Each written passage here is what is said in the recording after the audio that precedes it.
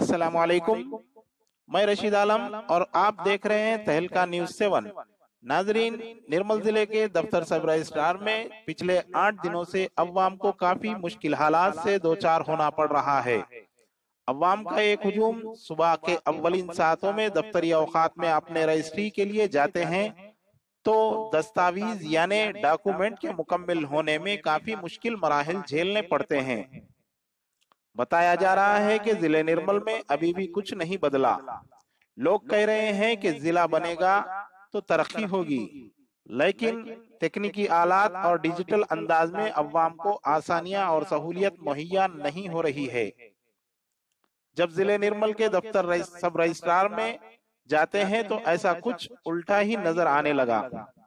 बताया जा रहा है कि नेट यानी सर्वर डाउन होने की शिकायत हमेशा इस्तेफादा कुनिंदगान का मुकद्दर बन गई है, जिससे अवाम में बरहमी नजर आने लगी।